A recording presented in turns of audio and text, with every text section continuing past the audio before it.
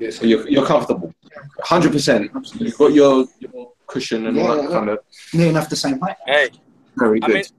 I'm in the school zone, so if I get arrested, then I might have to just jump off the call.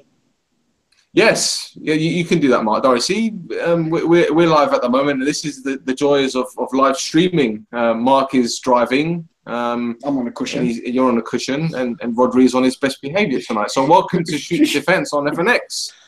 Brought to you by My Sportswear and Save Association. I'm your host, Del. This is my co-host, Yannick. He's actually here in the flesh now. He's not in his car doing a Stan Collymore dogging impression. Rodri is here as ever. Welcome back, Rodri. Cheers, pal. You okay? Yeah, I'm good, mate. Good, mate. You've done your hair very nicely, so you're very presentable. Nice and neat tonight. Nice and neat, yeah. Yeah, well, everyone's on par tonight, you know, but Jan's the same size as you somehow, but there you go. Just So, yeah, let me welcome back Mark to the show, because it's been a while. Mr. Meredith, how you doing, mate? Yeah, I'm good, thank you. It's been a busy few months, and I'm afraid I'm not been able to come on, but I've missed it. Just very keeping with 6 teams to coach and boys and girls everywhere at the minute. Yeah, it sounds very strenuous at the moment. How are you coping? It's been a difficult couple of months, you know. As you know, we got the new addition to the family as well, so he's only 4 months old. So trying to deal with a newborn baby and coach every night and play every weekend has been a big one for the schedule. But we're getting there, and it's quieting down now. Thanksgiving's going to come over in the next couple of months, so we'll be able to chill out for 4 or 5 weeks and give them a break until the new season starts again. Great stuff. Great stuff. Well, I'll tell you what, let's go into the football, because I think we need the break after the dross that was served out over the weekend. Murdoch's marketing minions at Sky Sports did their level best to sell Liverpool versus Man United as some sort of, I don't know, battle of the Titans. But unfortunately, the only thing this so-called blockbuster encounter had in common with the Greek gods is that it was a complete and utter myth. The rivalry that once filtered down from the fans to the players is dead. Gone are the fractious matches that require strong referees. Gone are the days when players needed to be separated. As a matter of fact, gone are the days when fans didn't get on. The Liverpool-United rivalry still exists, but it's more like a who can take a more original selfie with a half-and-half scarf battle. Truth be told, weekend's game was dour. Many pointed the finger at Mourinho, saying he was negative in inverted commas. Others would argue that he isn't the first Manchester United manager to play a system at Anfield aimed at stifling the home side. Now, De Gea and Mignolet only really had one save to make each. No controversy, no red cards. There was a sweet embrace between De Gea and Moreno, though, so I guess there's a little bit of passion there. This will lead us on to our bite-back question, which is pretty apt. Do you think the Liverpool-Manchester United rivalry has lost its spark? Is it no longer the biggest derby in English football? I'm going to pose this question to you first, little man, because we've had a bit of a heated exchange prior to the show about this game itself. But what do you make of the rivalry? Is it dead? Is it fun in church? I don't think it's dead. I don't think it'll ever be dead between Liverpool and United. But it's lost its spark. It's not the same. I think you can even tell from the terraces now that, you know, even the chanting, the songs, it's not what it used to be. I don't know if it's the decline of the two clubs in recent years, where they've not been as successful as both should be over the last few years, or maybe the decline as I don't know if they're fans. I still feel the bragging rights are there. You still want to get over Liverpool and vice versa. But like you said, pointing out, even the game on Saturday, there weren't any flying tackles. I think was it like 2 bookings. It's very rare you see a Liverpool United game with 2 bookings. You know, the whole game. There wasn't a lot of attacking play. It's definitely lost something unless they both clubs start being successful again and that rivalry starts coming back. I think you might just see more of the same going forward. Mark, what do you reckon? Is it intense? Because I know that you're over at the Liverpool Academy at the moment. What is the general feeling about the derby? I think that it's lost a lot of its fierceness over the years. And I think that's just looking at it as a follower of the big games.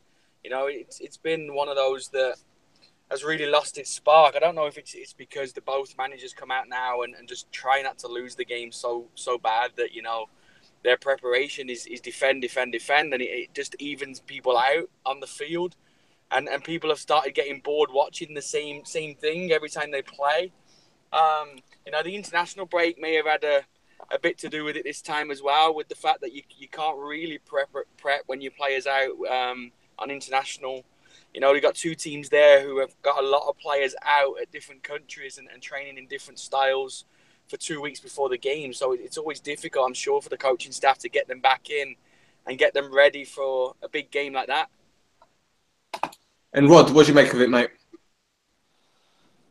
Yeah, it's not by anywhere near how it used to be. It's a difficult one. It's just because I think Liverpool are not a threat to us, or don't seem to be in it about winning the league. So it's a difficult one, but I don't think it'll ever be as it was. I think it's more City now because, you know, they're fighting for titles, and so we don't think Liverpool have fought for a title since Suarez was there, and even then that they had the Steven Gerrard slip, and then they lost. Then they lost it, to be honest. But no, it's lost its spark, and the game Saturday was just a dead game. Wasn't it? It was just exactly the same as last year, unfortunately. But you know, Mourinho, a point there is a good result for us. Even though it was a boring game, you know, obviously Mourinho set some traps, and Klopp's not gone for it later in the game, so he's just settled for a point in the end. Right. Well, a lot of people in the Facebook group page got involved, and I'll just read out 2 of the comments. Well, Rick, who's a Liverpool fan, says, when the manager of Manchester United accepts a performance like that, it's the beginning of the end. I think it's a bit unfair to blame Mourinho just for that. I think you need sorry to interrupt, Rob. You need to go back when Ferguson was there. He did the exact same thing.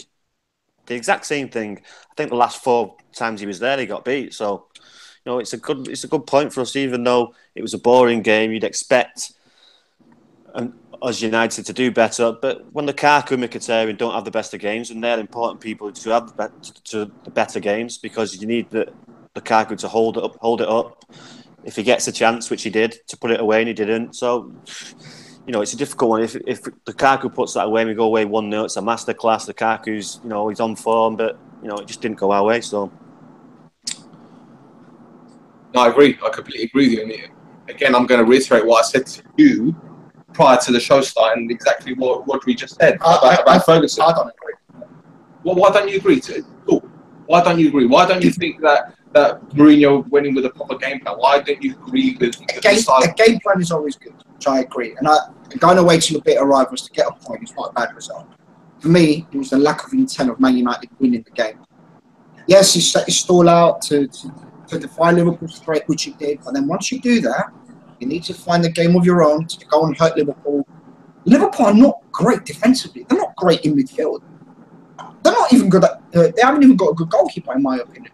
They're good up front. If you notify the 3 guys in Coutinho, there's no threat at Liverpool. They were there for the taking. That's what I meant about the game plan for me. Notify Liverpool's weaknesses, which he did, or their strengths, and then go and attack them where it hurts. United did not have a single attempt in the second half. For me, that's not good enough for the size of Man United. I don't care who they're playing. Game plan or no game plan, United should have a way of trying to attack and try and win the game. That, you know, we keep hearing every time, you know, managers of that, we always try to win the game. United didn't try and win the game on Saturday. Yeah, but United didn't have to win the game. It's irrelevant. They didn't have to win the game. It's irrelevant. If you've got a game plan, with the players that United got attacking-wise, we've spent how much money over the years to try and build an attacking force? We might as well not play Mkhitaryan on Saturday. We might as well put another defender and play 6 at the back if you're going to play that way, in my opinion. You know, I think Mourinho had the same game plan or the same idea as Ferguson's going into the game. Do not get beat. And they didn't get beat. Rodri, I agree with that. Don't get beat to your rivals. I've got no problem with that. But there's got to be a time in a game where you've got to be a bit bold, a bit brave. Go and show we do, and that's where I go back to where Lukaku didn't have the best of games. People weren't close enough to him when he did get hold of the ball. So it was just enough the people that we needed in the game to have a good game. They didn't perform, and you know, ultimately it was a non-entity. Well, Martial didn't have a good game. Then Rashford Kennedy didn't have a good game. Mkhitaryan was awful. Lingard was pretty much a passenger. Yeah, Ashley Young didn't get a kick, really. Yeah, but so it's not just Mourinho. If Lukaku's doing his job holding the ball up well, which he wasn't doing. Well, the ball holding went up there for him to hold it. Come on, don't give me that. 38% of the ball. Don't give me that. 38% of the ball. That's possession. That's possession. All it takes is one lump upfield. When you've got Mkhitaryan, who's your number 10, 30 yards away from your striker, and the ball goes up to Lukaku, and there's 4 defenders surrounding him, where's he going to go? Right, okay. I'll tell you what. Hold that thought. I think, just sorry to interrupt again, I think you've got to put into play, the internationals. Some people have travelled a long way, played 2 hard games, and that's going to come into it in the second half. People are going to tire. Well, that's for both clubs, Rodri. My problem with... Yeah, I understand that. I understand that. In the game, if, hypothetically speaking, Liverpool win 1-0, what would you, as a United fan, say about that game? You would absolutely slaughter United. It's the fact that it finished 0-0 and we can say it's an acceptable result. But if that goes the other way, look at second half the Liverpool. All right, half chances. They didn't have a lot to do. But there was only one team that was going to win that game. Okay, so hang about. Why does Mourinho get all the stick? I'm not blaming Mourinho. Why does Mourinho? Because listen, I'm gonna get on my high horse on this one because all I'm hearing is that Mourinho's negative. Mourinho's negative. Whatever. He's ruining football. Let me tell you something. Just as Custis said the other day, right? What did Jurgen Klopp do? Because the onus was on Liverpool to win. If he knows that United are defending in numbers, why isn't he changing his system? Oh, why is he to blame as well? Because he's making like substitutions. I agree. And if you want to ask me about Liverpool, I think Liverpool are just to blame because United, for United's defence, they're the away team. It's down to Liverpool as the home team to break United down, or whoever goes to Anfield, or the big clubs. It's down to the home team to find a way to break teams down. So Klopp was just as bad because he went like for like. He never did anything. He didn't take a midfielder off and put another guy up front, knowing that United were defending the whole game. Right. So he was just as cautious. But I'm not looking at it from Liverpool's point of view because I'm not a Liverpool fan. I'm a United fan. I'm looking at it from my point of view that, for me, as an attacking force, United should have been, I wouldn't say a lot better, but they should have been better than what they was, especially second half. Right, okay. And I'm hearing Arsenal fans saying, well, if Wenger went into that game with the same mentality as Mourinho, they would have got spanked 4-0. So it works both ways, doesn't it? But you've got to find the balance. There's a balance with a game plan. Listen, we can go on all night. Absolutely, of course we can. Right? And at the end of the day, to me, at the end of the day, it's not a great result, but it's a good result. I'd be much worried if it was a home fixture and that was the game we was watching. I'd be screaming more. You need to be doing more, Mourinho. The players need to be doing more. But away from home at Anfield, he's obviously had a game plan going into it. Stay tight, first 20 minutes, shut the crowd down like we always do, and then second half, if it's still 0-0 and it's tight and Klopp changes it, then we can try and tweak. And then that was the game plan. He didn't do that, Klopp. So he'd accepted the point. That's right. Well, I'll go back to what Pascal Jim Bonda said on the Facebook group page. He said, it's lost its spark, as in the rivalry. It's lost its spark a while back in terms of being the definitive match for the title. United's regular title rivals under Fergie were Arsenal, Chelsea and City. However, still the biggest derby, just like Inter AC is still the biggest derby in Italy, despite both of them dropping off. I think it's a very, very fair analysis from Pascal there. I was going to ask you two about your take on the game, but let's talk about Mkhitaryan because, again, he went missing. Are you starting to see where I'm coming from now in terms of this? In terms of saying that he's an absolute dead weight? I don't think it was a dead weight. I think it was his worst game in the United shirt by far. We might as well play with 10 men. But I'm not going to blame the attacking players as much because of how United was set up. Okay. Yes, they should have done better. Right. Forget about that because we've discussed that. Yeah. Mkhitaryan. Tell me about him. You still rate him up there? You still put him up there? I think he's a really good player. I think he needs to do more. I do agree he needs to step up a notch because in the big games he hasn't done it for me. But Mkhitaryan can play any position. He can play as a number 10. He could play wide left, wide right. He's versatile. When he's good. But we haven't seen a consistent Mkhitaryan often, in my opinion. Rod? I like him. I like Mkhitaryan. Look at his stats. Look at the goals we've scored. Look at the games we've won. We've drew one game. Just relax. He'll come. He's a good player. He's a good player. No, it doesn't. For me, anyway. He's dog shit. But anyway. Mark, you've been pretty quiet there. Rodri mentioned the international break earlier. Do you think we would have seen a much more entertaining game had it not been for the international break, mate? Yeah, I think so. From my, personal thing of working in professional teams before, I think when you get an international break and your players go off to all different places with different coaching styles, etc., it takes a couple of days when they get back just to get them back into, trying to work your way and things like that. So it's not the best preparation for everybody, and especially for two teams like Liverpool and United who have a lot of their players out in different countries. To get them all back just a couple of days before and then get them ready for a big game like it is, a derby game, can be difficult. But you think with the players that both teams have, you could have seen a little more extra quality. That's right. Can I add something if I may? Go on. Do you know what it's lost as well? Go on. Your Carragher's, your Gerrards, your Scholes, your Nevilles. Yep. That passion, that hatred, that desire, in the dressing room, you are not losing to these lot. Make sure all that.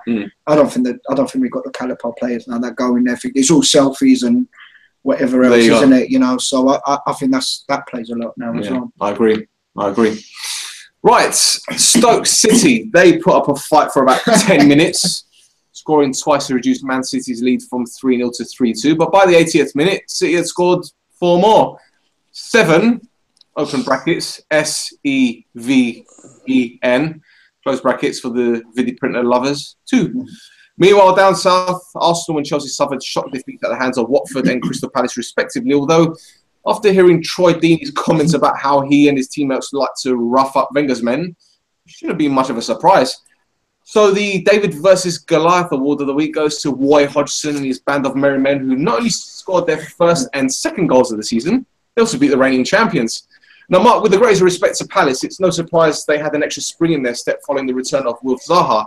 They really need to wrap him up in cotton wool and even bubble wrap, don't they?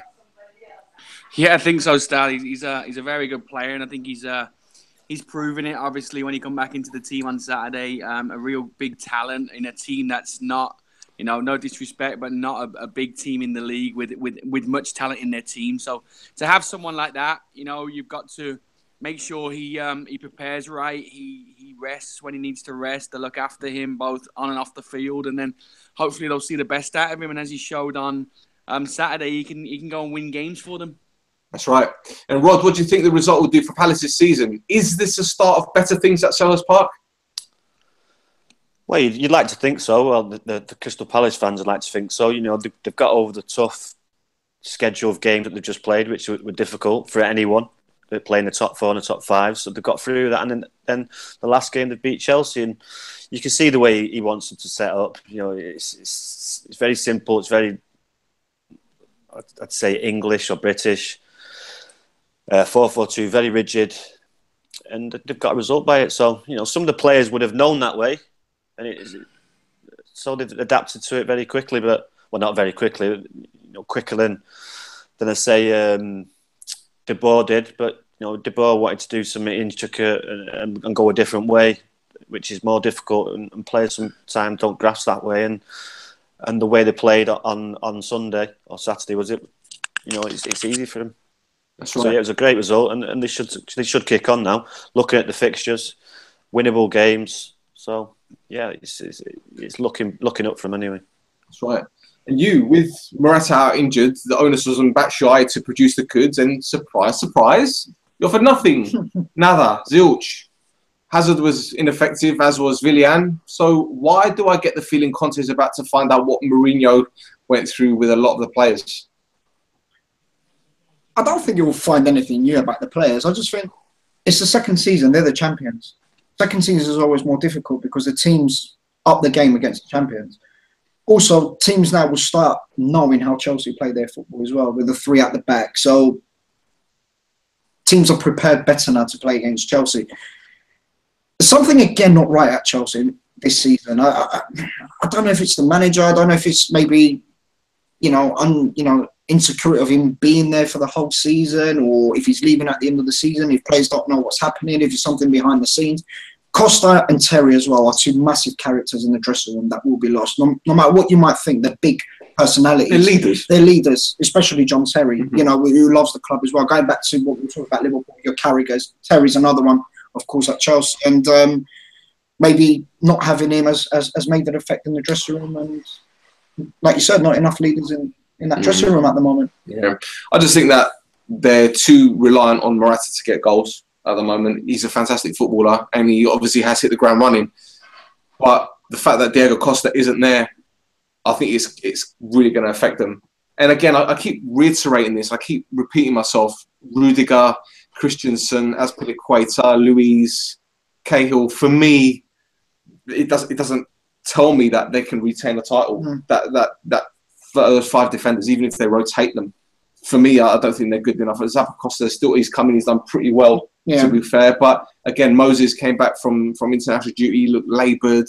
I don't know, I really don't know. But the keeper's not the same, is he? No, Courtois, he's like, I think his mind's one season on, one season off, Madrid. possibly. But Navas has been playing pretty well for him. But anyway, let's move on to Troy Deeney and Rodri and Mark. Mark, you know Troy kind of well. What do you make of his comments about Arsenal?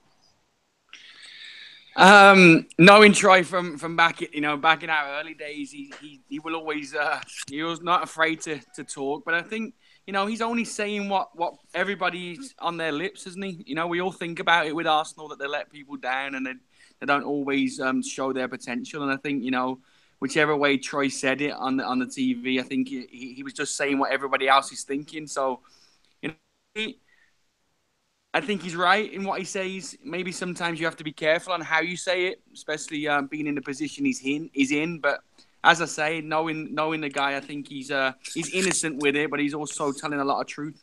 And Rod, it just seems that Troy Deeney was echoing everything you've ever said about Arsenal. Yeah, exactly right. You could imagine 10 years ago Troy Deeney saying that. You can see Martin Keown seething when he sees it, can't you? When he watches him or lead any of the Arsenal ex-players. It just wouldn't have happened. They just took a soft belly, and for him to say that, if he goes to Arsenal, comes out unscathed, then it just doesn't realise what I say about him. Because even just professional pride, with anyone saying that to you, you want to react with reaction. So I'd expect a reaction from the Arsenal players when Watford go to the Emirates. Well, you kind of expect a reaction from Arsenal immediately, aren't you? I mean, they've got Partizan Belgrade. Is it Red Star Partizan? Partizan Belgrade. They've got Partizan Belgrade on Thursday in Belgrade. It isn't going to be pretty, is it? And regardless of exactly, regardless of what lineup Wenger puts out, these players are going to need to show, as Troy Deeney said, cojones. They really have to show. But I think, do you know what? To be fair, I think it's a breath of fresh air him coming out saying that, because he's basically saying what everyone else thinks. Basically, he said, I'll look at one player, I'll give him a kick and see how they react. And Mertesacker, of all people, we're talking about a big giant here. I don't know. What do you make of it? Go on, Rodri. No. Go on, Rod. No, carry on, Jan. Go on. What do I think?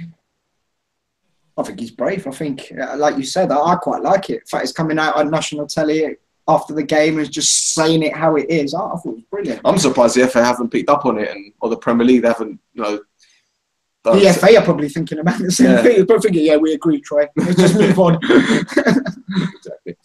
Mark, Tammy Abraham bagged the brace in Swansea's 2-0 win over Huddersfield. He's shown a lot of promise, mate, but do you think he'll become one of the few youngsters to get a chance to shine at Chelsea? I don't think so, Stan. I think it's the same with them quite a lot with forwards. We look back at Lukaku and Mikael Fassal and people like that. Now Loftus-Cheek and now obviously Abraham as well. They seem to come through the academy and look like decent strikers, but never really break into a multi-million-pound club that he's going out and spending lots of money and bringing foreign players in. So it hurts us a little bit and not getting the youngsters in there, but I think that they do a great job of bringing these players in and grooming them, and then they go out and play in lesser teams or lower leagues and become great strikers. Solanke was another one, wasn't he? Yeah. And he was good in the reserve team at Chelsea. That's right. So about Huddersfield then, without a win in 7 games in all competitions, I know they sit 9th in the table, but they're only 4 points away from the relegation zone. Do you think their fans should be worried somewhat? Honeymoon period's over, isn't it? At Huddersfield.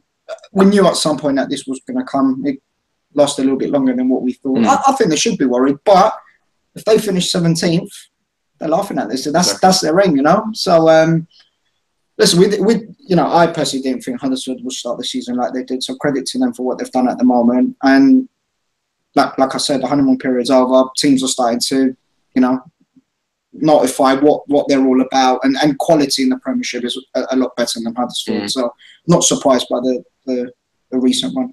Fair enough.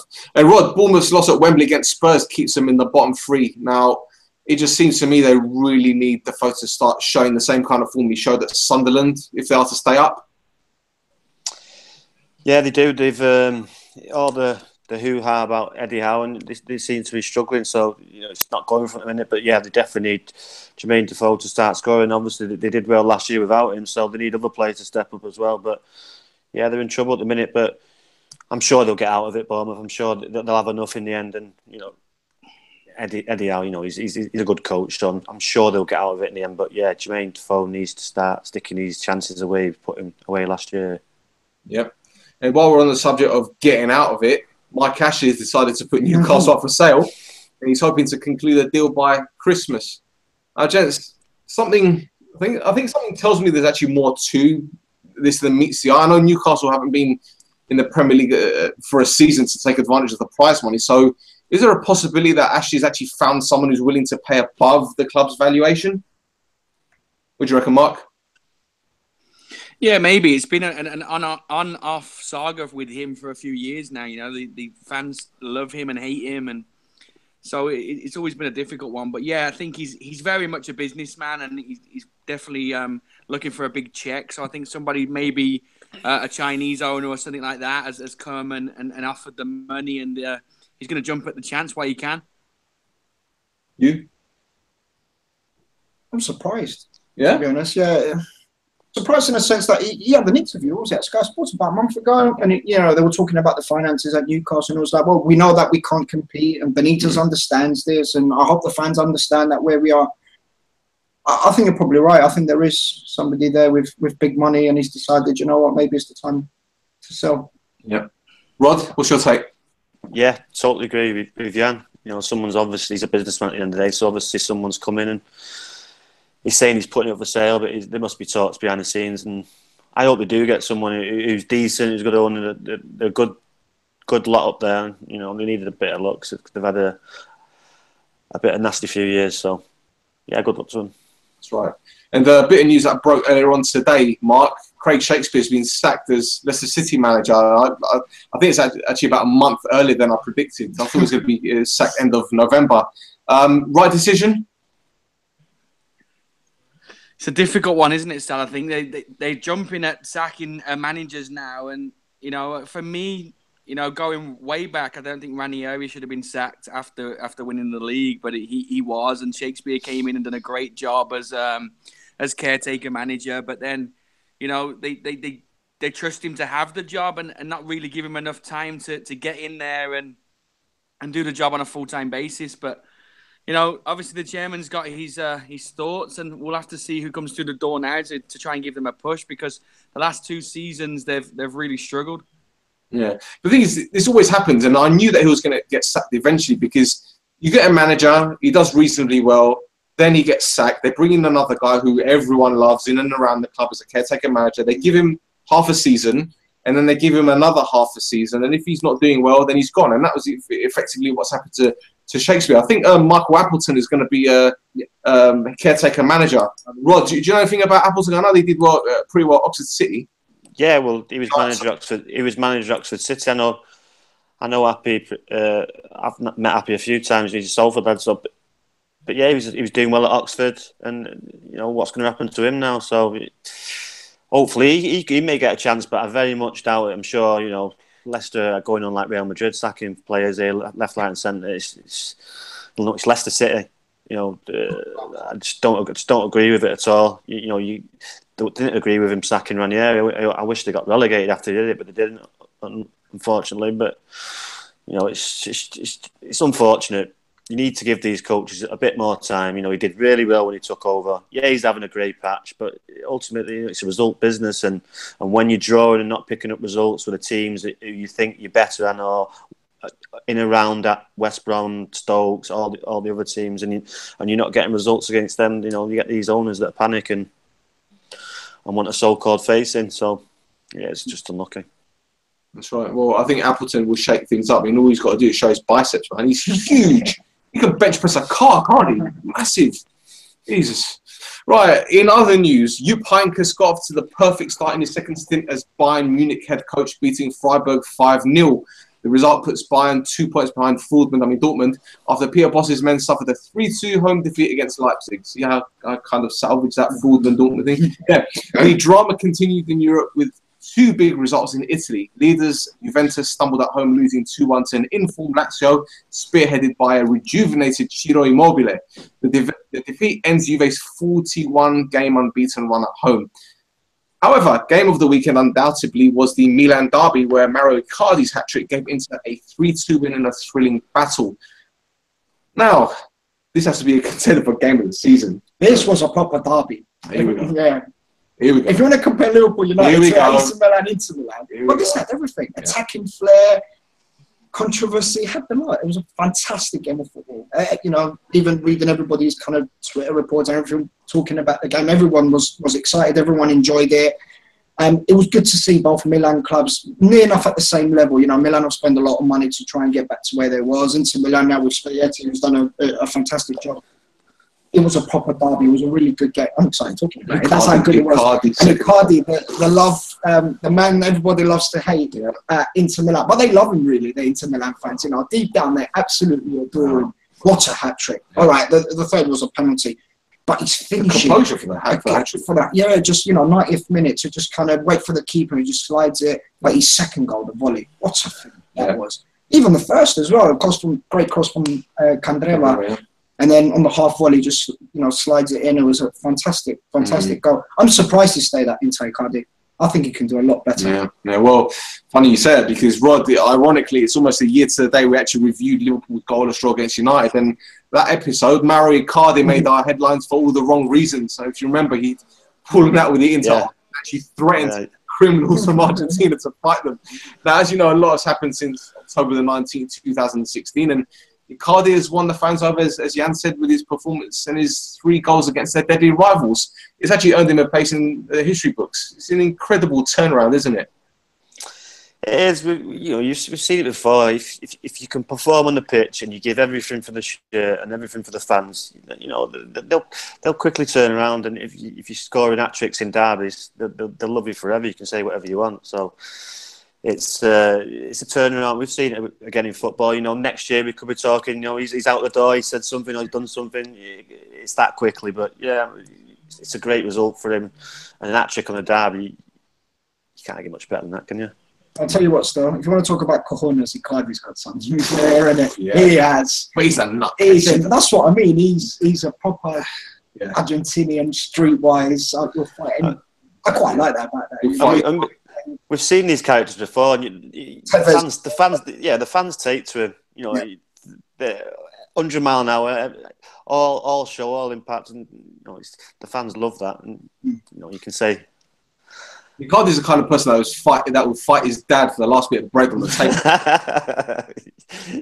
yeah, that's why they probably love him, because he's crazy. There you go. Right, so Kaka, he's out the door. He said an emotional farewell to Orlando City fans on Sunday as he played his final game for the club. Now, unfortunately, it's been a disappointing 3 seasons for Kaka in MLS. Orlando didn't make the playoffs during his time there. Many feel he was a $7 million flop. Now, Mark, you're in the States. No doubt Kaka was a fantastic marketing tool for a new franchise, but what else do you think he brought to the table? Not much, Stal, I don't think. You know, I watched him a couple of times play over at FC Dallas, and he didn't bring much at all to the team or to the field that night. The nights I seen him, but I think that, like you say, it's a massive marketing tool for these teams. But you know, we look at when Gerrard came over here and Lampard and a few of the other big names, and none of them really took it by storm, apart from the shirt sales and the media coverage that they got over here, and obviously bits and things for their families to do over in the States as well. Apart from that, everybody looks like they're at the end of their career and just going through the motions for the last year or two. And Kaka's a big one that has been disappointing throughout. That's right. So it's Kaka by name, Kaka by nature, I guess. In MLS. Yeah, that's it. There you go. Right, a player that is trying to emulate Kaka in terms of a success story, kind of something. I don't know how to segue this one. Ravel Morrison scored his first goal for Mexican side Atlas during the international break. Now, Morrison, who's on loan from Lazio, is trying to resurrect his career in Central America. Now, Mark, I'm sure you know about Morrison as he spent some time at Birmingham City.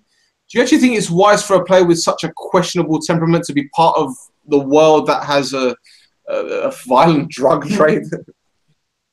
I think it's a difficult one because he's a great player, you know, on the field.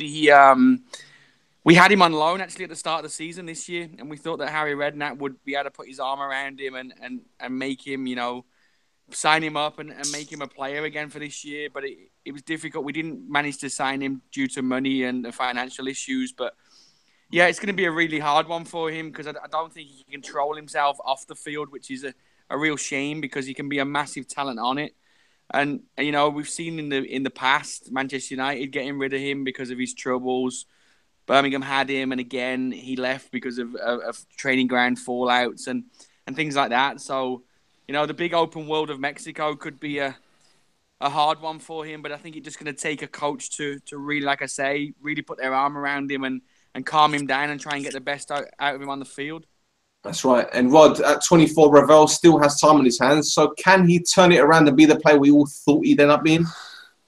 Yeah, of course he can. The amount of talent he's got, but touch on that. What Matt said, he needs to grow up a little bit. You know, it might be the best thing for him to go a million miles away from home because he obviously has trouble when he comes nearer to home. Because you know, I can remember when he was playing at West Ham, even when he was playing at Birmingham, he'd still come back on a Monday night and play with his mates at Fallowfield under the floodlights on the AstroTurf on a Monday night for 2 hours. So he likes being around his friends who are not the best of influences. So it might be a good thing for him to go away there, get a couple of seasons playing football and grow up a little bit and then come back and then who knows? Because he's a talent. He's definitely a talent, but he is. Go back to Icardi, you know, he's obviously got a screw loose, but it's around the people, the bad people he was around, the bad influences. When he's other places, like away from home, he doesn't seem to get into trouble. Yeah, I doubt his friends have actually travelled to Mexico, unless they're in Cancun. Yeah, but exactly. I know Moss side's bad, but it's not that bad. Let's talk about that, eh? Right, let's talk quickly about the Champions League games that occurred tonight. Liverpool thrashed Maribor 7-0. Even Oxlade-Chamberlain won the score sheet, believe it or not. Man City beat Napoli 2-1, although the Napolitano missed a penalty in the first half with Dries Mertens. And Spurs got a respectable draw at Real Madrid. What did you make of the English teams in Europe? Good results for all of them, yeah. To be fair. Tottenham was an impressive result away to Real Madrid, and Tottenham even had great chances in the second half to even win it as well. Navas pulled off a couple of really, really good saves.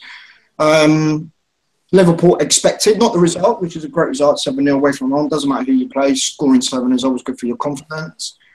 And City, I expected City to win, and City are carrying on their good form at the moment. They seem to be kind of beating everybody they're playing at the moment. So, yeah, good results for the English clubs tonight. There you go. And World Cup qualifiers, the playoffs were drawn today. Northern Ireland faced Switzerland, Croatia faced Greece, Denmark play the Republic of Ireland, and Sweden face Italy. Mark, what do you make of these playoffs? Are they as straightforward as they seem? I think so, and I think it's, you know, for Republic of Ireland, I think it's a great draw. I think if you would have asked any Irish fan when they first qualified for the playoffs who they'd want to play, I think Denmark would have been the team that they're all asking for. So I think over the two legs, that could be quite a comfortable one for Ireland. And then, you know, the big one for me is Italy and Sweden. I think it is. That's right. Which will be, you know, two good teams going against each other. I do fancy the Italians, but you know, Sweden in their own ground can. Sure. That's right. What do you make of the draw? Croatia, Greece is a tasty one for me. Yeah. Yeah, passionate fans coming away. So that's international football. Don't do it for me, still. You know, I think we've discussed this before and this and that. It's not again what international football used to be and what it means to the players kind of representing their countries. Yeah, it's something I'm going to watch because it's interesting to see who gets to the World Cup, but Sweden, Italy, and Croatia and Greece stand out for me out of them fixtures, yeah. And Rod, what do you make of the draw? I know you probably don't care as well, signing him. But... Yeah, correct. Yeah, Northern Ireland's a difficult one, Switzerland, but it's not impossible. Obviously, like you touched on, Sweden, Italy be a good game, and Republic of Ireland. If they'd asked for it, probably would have been Denmark or Croatia, probably. So it's still difficult, but I agree with Jan. It's just boring international, boring games. Yeah, fair enough. Well, I'm just going to say this. And Wales are not in it, so I don't care. Right. I'm just going to disagree a little bit with Mark. I think Denmark could be the worst draw that Republic of Ireland could have got because of the fact that no one really understands or realises what they're capable of. I mean, Sweden, Italy, we know what they're capable of. Greece, is going to be defensive. Croatia, going to be expansive. Northern Ireland is going to be some kind of a derby game, whereas Switzerland, you've got Xhaka and players like Shaqiri. I think Denmark will be a tricky one, especially with Eriksen in form at the moment. But yeah, let's see. It's over 2 legs, and you never know. Shaqiri. Yep. Shaqiri. Yeah, Shaqiri, Stoke. He plays for Switzerland. Oh yeah, the small one. Yeah. That's the one. There you go. Right, let's try and end the show on a happy note, on a fun note. Anyway, there's a newspaper or a sports publication called L'Equipe in France, and they reported an amateur game in France was abandoned after a woman staged a sit-down protest on the halfway line. Now, the unnamed local resident was incensed with the amount of balls that had landed in the garden, so she decided to make her feelings known. But it didn't end there. The police were called, and after paying the woman a visit, they found that she'd confiscated 186 balls with a combined value of €4,000. Have you ever heard anything like this before in your life? I haven't. No. I'm sure. When I was when FC United when they moved into the ground, they had a 3G pitch next to it, and to agree with the tenants, after 8 o'clock the floodlights would have to go off, and obviously behind it there's an old people's home, and they didn't put a net up, and the balls kept on going over, and they wouldn't give them us back. They just wouldn't give them us back. They just had 2 shed-fulls of black bin bags, and the general manager had to go over and literally negotiate the balls back and say, "Oh, okay, we'll try and help you out and get this for you or that for you." Just when we get the balls come over, because the balls were like €100 a ball. Yeah. These jackal balls, and they were just keeping them. I mean, to be fair, probably in Cyprus when I was a kid, just kicking the balls in people's gardens. I don't think I got them back either, to be fair. So, in the end, we organised it. The only person that could go round was the general manager or myself, because the security guard liked me. He wouldn't give any of the lads went round. No, you're not getting it. They just shoot him off. It was a nightmare. You sweet talk them, innit? Pardon? Sweet talk them. You got to give them. Yeah, that's it. Yeah. That's the one. Mark, any ball stories? As in the footballs. I think, I laugh because it's like reminding me of my old next door neighbour when me and my brother were kids. I think we probably lost about 4,000 balls as well just over the 5 years we played in my mum and dad's back garden. But it used to be a knife that went through them, I think. Do you know what? Funny you say that. There was an old bloke that lived on the corner of my mum's road. And it was myself and 3 others. One of them called Bradley. I'll never forget this. And Bradley was a little shit. And he used to play knockdown ginger at this old man's house. And the old man knew who it was, but because he's an old man, he never used to be able to catch him. So one day, Bradley decided to boot the ball in the guy's garden, just for no reason whatsoever, apart from being a little shit. Bradley knocked on the door to get the ball back. 10 minutes later, the old man comes out with a knife through the ball. He goes, "You want your ball? Here's your ball." But he didn't take the knife out. So Bradley goes home, he gets his dad, and his dad comes marching. He goes, "What are you doing, putting a knife through my son's ball and this and that?" It was hilarious. I thought the police were going to get involved. It was crazy. Almost like a street fight between an old man and Bradley's dad. But yeah, that's the problem with some of these footballers today. There's no street footballers anymore. No, you don't see kids playing on the street anymore. It's probably because there's too many cars or ball games on the streets. I don't know, but I was always on the street playing football when I was a kid. It wasn't on the park; it was on the street. And that's just old adage, isn't it? In the sense that you've got loads of South American ball players and Italians and Spaniards because they're able to play in the streets. They're able to play in places where they feel, well, I wouldn't say safe, but comfortable. They don't have people on their back saying, oh, you can't kick the ball here, or no ball game signs. And I guess that's probably why this country is partly suffering a bit from a youth perspective, I guess. Well, to be fair, though, we used to play with Coca-Cola cans or whatever you used to find to make football. That's what, growing up, that's what we used to play, you know.